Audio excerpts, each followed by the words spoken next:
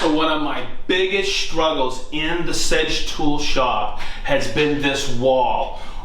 And look at the floor space. It's all taken up with my lawn and garden stuff, my grills. We're constantly moving everything. So stay tuned as we go through this upgrade, because what we did is we bought a storage shed for all of this. And it's gonna be right through this door, God's team. And it's gonna go right out here. It is an 8x12 utility shed. We got the paint and the shingles to match the house. I got approval from the HOA, and we bought it from Yoder Storage Barns in Crawfordsville, Indiana. Okay, so it's the day of the delivery, and last night I came out and I did a little bit of layout, so it'll make it easier today. One of the requirements of the property from the HOA is, this is my property line right here. I just strung a quick line. It has to be 3 foot from the property line. So what I did is I just did some quick spray paint really quick. I measured 3 feet away from that. Now over here, and what's nice about this is one of the requirements I had and Marianne, so we have this wheelbarrow, and see, that's going to be exactly 8 foot on the outside of the building. I still want to get right through here, make it an easy access. The door is going to be facing here, the garage. Okay, so we got everything's working out. Now, the other thing I wanted to do was keep this little Japanese maple. We got it down in South Carolina. I think we could save it. What we're going to do is we're going to back it right up against here. Okay, and I mean, this will push back a little. I might have to trim it in here, but we want to keep this because this is where Marianne and I sit all the time. All right, and that'll turn into something over time. So it's going to come and it's going to work out perfect. Hopefully I measured it right. This is 12 foot right here. So what we may do is push it away so we do give that maple a little bit. So it's going to come right to about here, and we'll have access in. So the other thing I have to worry about, follow me here, Chris, is we'll decide when the truck driver comes, or it's going to be brought on a flatbed, and it's like a little mini forklift, a little toter for my barn shed from Yoder, a Yoder toter. So I did a little bit of measuring. We could come in from here. He can lift it up over this bush, over my Mr. Cool, bring it out and maneuver it in. It's very maneuverable. Or if we come over here, and you'll see when he shows up, Chris and I will be, I think, over here. We have access to the common ground. He can bring it right up through here, pivot, and bring it right in. Over here we have the concrete blocks. I think they're 8x12s. They told me to get these 8x16s. And that's what we're going to use to level. They said I need 8 of them, 6 to 8. I got 10 for overkill. I also got some pressure treat in case we need to do any leveling. You'll see it's on 2 skids as we set this up. So we're just waiting for that phone call. Okay, so one of the things I hate is I keep moving everything away or around when I'm trying to get at certain things I need for the shop. I love working out in the garden in the summertime, and I got my snow shovels here. Look at all of this space. So listen to the missus and listen to my buddy Jason Bent. I know we needed this shed, and we need to declutter this area because I got other machinery coming in, and I'm tired of just moving this stuff around. I got a couple of grills. I'm deciding if I'm going to move my green egg into the shed. Don't know yet, but I need to maximize all this space for all my lawn and garden and my snow blower, which I use maybe once a year, once every other year, but you need it when you need it. So this is that single bay that we really don't see in the videos we shoot in the SedgeTool shop. The other thing that's wicked cool is I'm going to have Chris back away. This is our flop area for our lawn and garden. I have these cabinets I made for Marianne and base, fertilizers, all kinds of pots for her gardening and stuff. She told me she's going to move all that. So I'll probably build a few cabinets for the shed, some more storage shelves out there. We'll see when it comes. I just don't want to throw everything in there and then move everything out when I need to build stuff. So that's what I'm going to take a long weekend to do and have fun doing it. Because I'll tell you what, this whole area is going to clear out. And I'm so excited.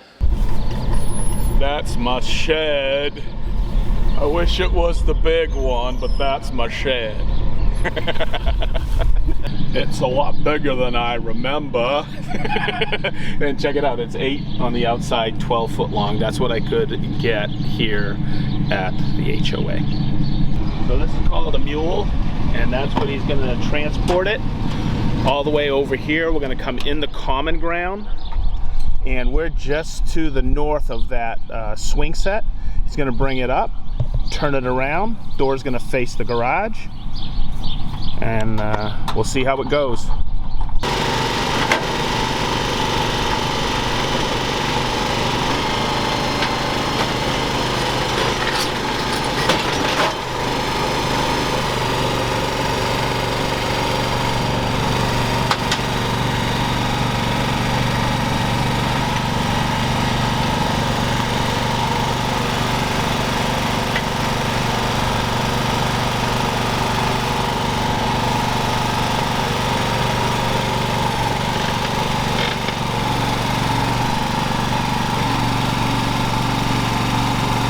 I think I need one of those.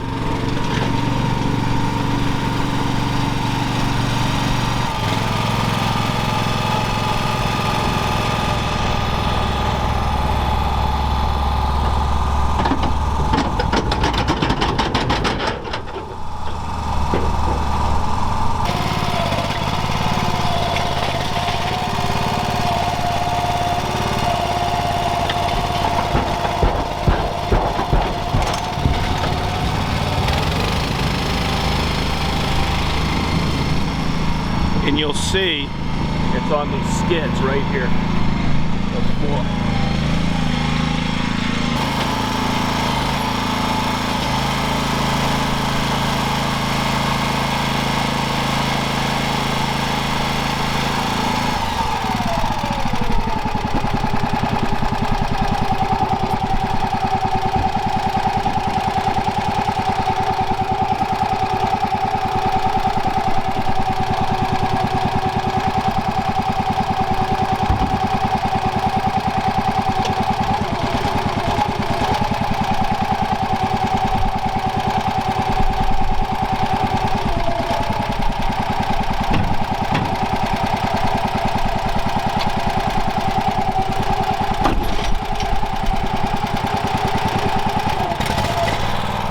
This is so cool.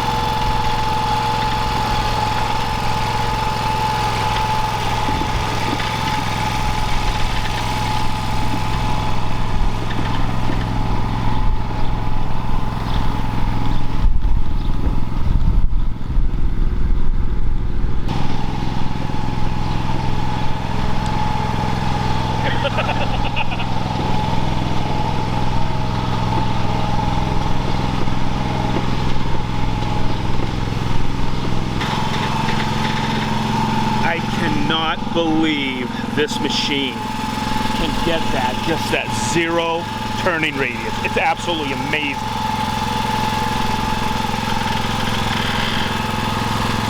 And then what he'll do, he's going to drop it, bring this out, take these up, bring them in there, and back it right up against that little Japanese maple we have.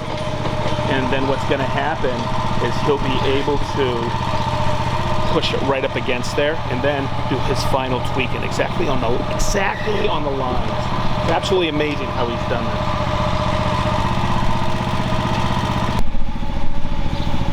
And this is what Marianne wanted. Get right through with it. Absolutely perfect. And bring it right up against that maple if you can.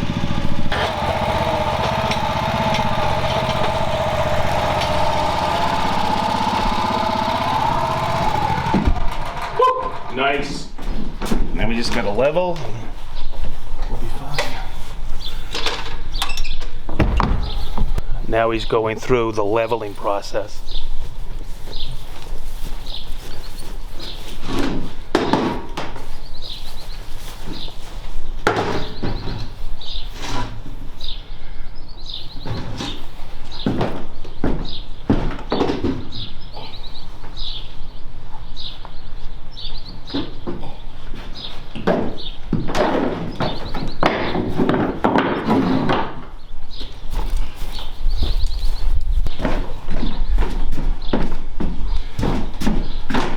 Solid, really solid on all corners. Steven's leveled this out perfectly.